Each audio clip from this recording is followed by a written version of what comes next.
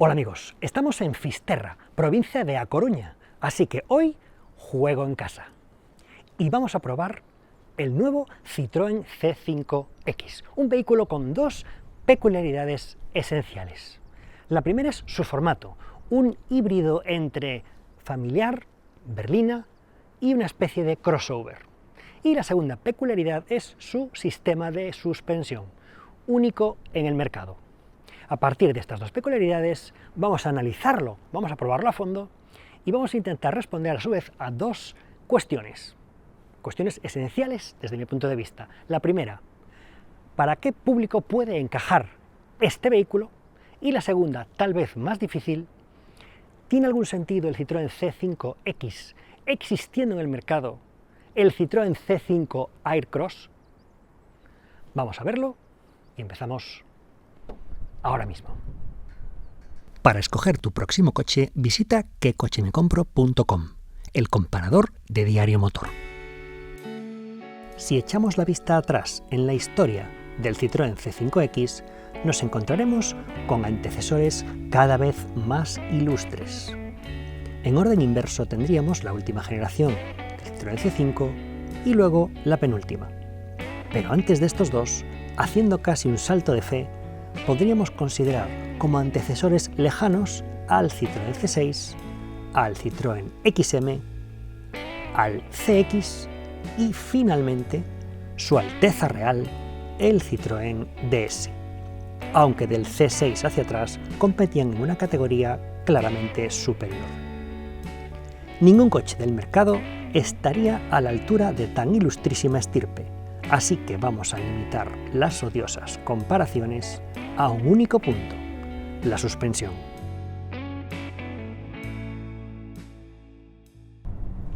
Y por la suspensión empezamos, porque este coche tiene una suspensión altamente peculiar.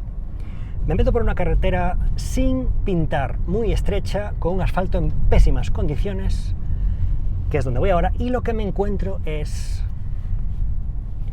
un aislamiento de otro planeta. Os explico. Para explicar la suspensión de este coche, primero tengo que pararme en el asiento. El asiento tiene un mullido totalmente peculiar, diferente a cualquier otro coche, en el cual te hundes un poquito al sentarte y tu propio peso hace que el asiento te envuelva, al estilo de un colchón viscoelástico que se deja moldar a la forma de tu cuerpo.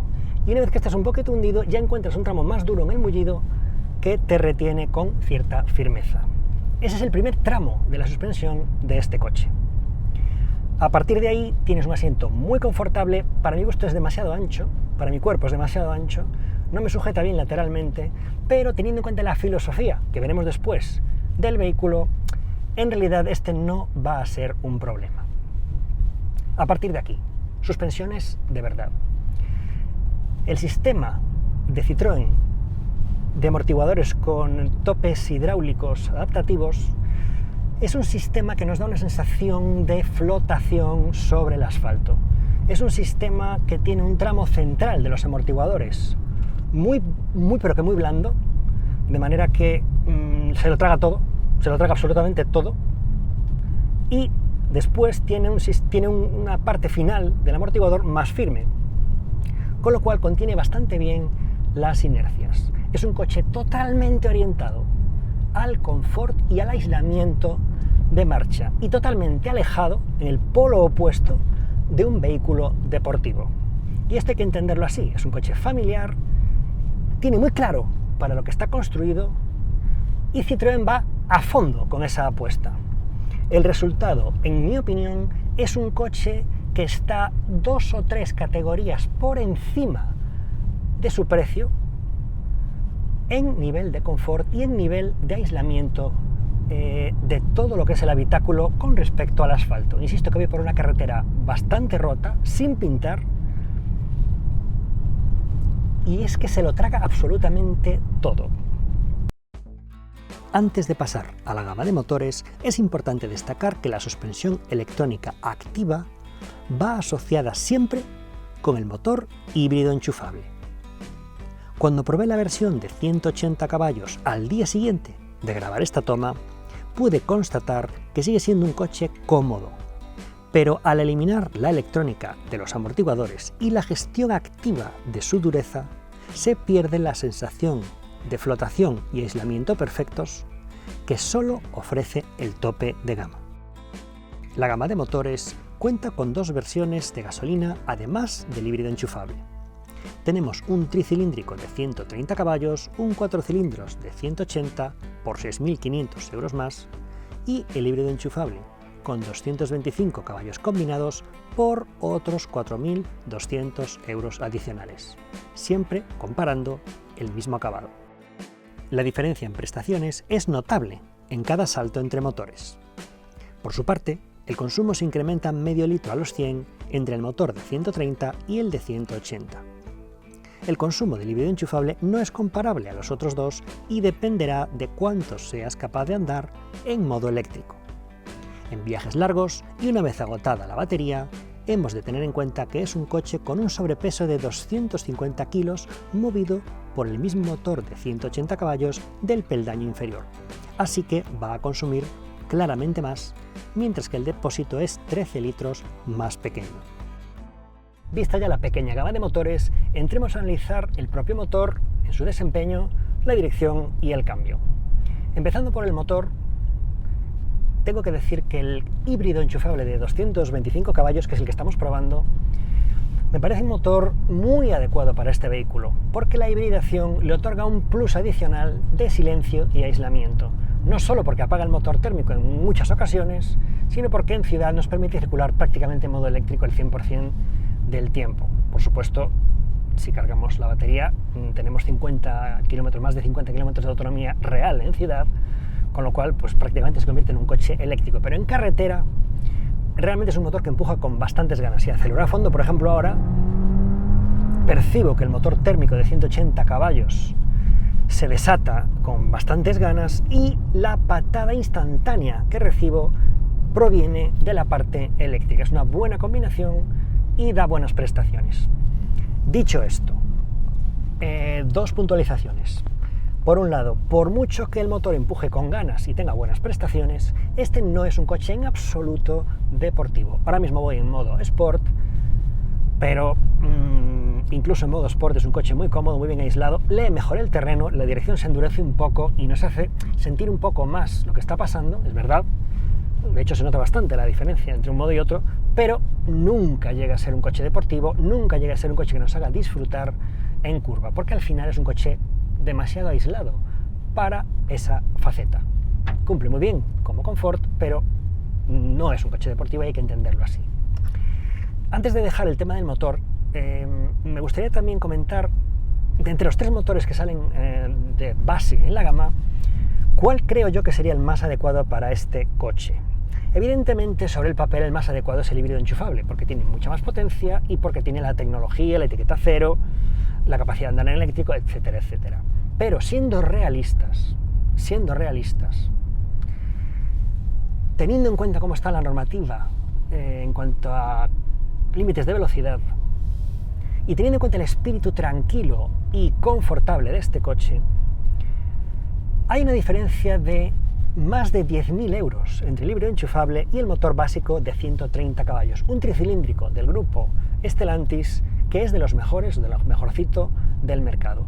En mi opinión, y aunque no lo he probado en este coche, después de haber probado el tricilíndrico de 130 caballos en otros coches de peso similar, como por ejemplo el Peugeot 3008, nunca he percibido que el coche estuviera submotorizado. Es verdad que va justo de potencia y es verdad que las prestaciones lógicamente son mucho más bajas, pero para este coche, con esta filosofía, de hecho lo voy a poner en modo comfort porque es su naturaleza, yo creo que con el 130 caballos nos vamos a ahorrar un montonazo de dinero, nos vamos a meter en los 30 y pocos mil euros, que ya está bien, para este coche es un precio razonable, y si me tuviera que gastar el dinero me lo gastaría en equipamiento y acabado, pero no en potencia, no en este vehículo en concreto, con esta filosofía en concreto.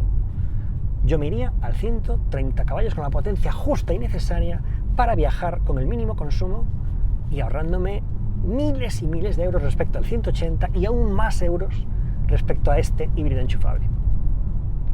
Por último, el cambio. El cambio va como anillo al dedo con sus 8 relaciones con este motor híbrido enchufable. Es un cambio ultra suave, imperceptible. Evidentemente, otra vez nos pasa lo mismo. Es tan suave y tan imperceptible que no está demasiado adaptado a un uso más deportivo. Pero es que no se espera de él eso. No se espera de él eso en este coche y no es este coche para eso. Así que, para mi gusto, es un cambio perfecto. El cambio automático que lleva imperceptible, suave y contribuye al paquete de aislamiento, que es de lo que trata este coche.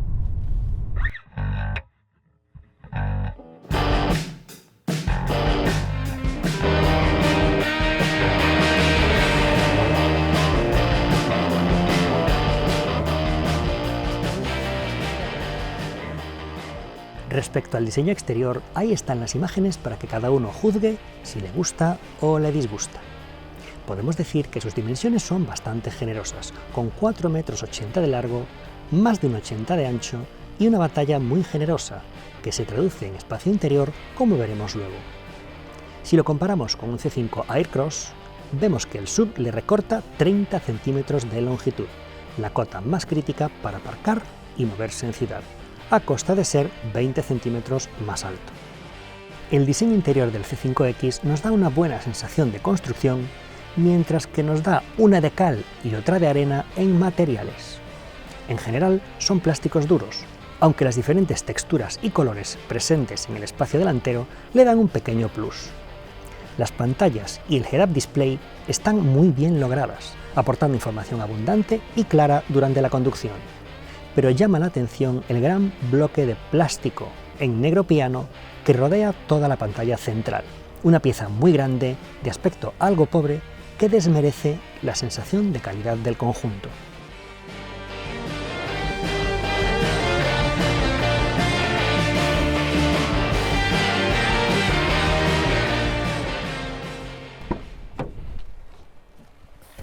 Y bienvenidos a las plazas traseras del C5X.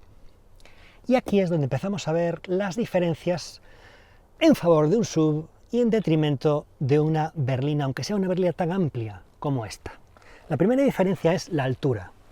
Para meter y sacar niños en una silla, en un sistema de retención, este vehículo es mucho más bajo que un C5 Aircross. El ángulo de la puerta tampoco es excesivo y además es una puerta muy gruesa, con lo cual el acceso no acaba de ser perfecto. De hecho, yo mido 1,75 m y tengo que esquivar el marco de la puerta porque es muy bajo para no darme en la cabeza. Imaginaos una persona más alta que yo. Si pasamos al apartado de confort y espacio, efectivamente tengo mucha distancia con respecto al asiento de delante. Pero en este tipo de vehículos que no son muy altos, en realidad tengo que llevar los pies ligeramente estirados y si no, me quedarán separados de la banqueta. En un SUV, el asiento es más alto, la posición es más vertical y es más ergonómica y por tanto más cómoda en viajes de muy larga distancia. En cuanto a amenidades, tenemos aquí 2 tomas USB, salidas de aire, así que perfectamente. El túnel central es muy bajito, es ancho y la plaza central podría ser aprovechable porque apenas molesta a los pies, de hecho me caben los pies. Pero aquí tenemos un problema y es la anchura del vehículo. Aunque el coche es grande, la carrocería se estrecha muchísimo hacia atrás en la zona de los hombros, por razones, entiendo yo, aerodinámicas. Así que, aunque el asiento sería muy aprovechable, realmente el espacio trasero no es muy amplio para 3. Si lo comparamos con un Citroën C5 Aircross, el SUV de Citroën, nos encontraríamos 3 asientos individuales que se pueden deslizar hacia adelante y hacia atrás de uno en uno, con 3 plazas reales mucho más aprovechables, porque el coche es más cuadrado y más vertical. Así que en este caso, aunque el coche es realmente amplio y realmente cómodo, creo que el SUV le gana por bastante, tanto en acceso como en espacio real y ergonomía una vez dentro.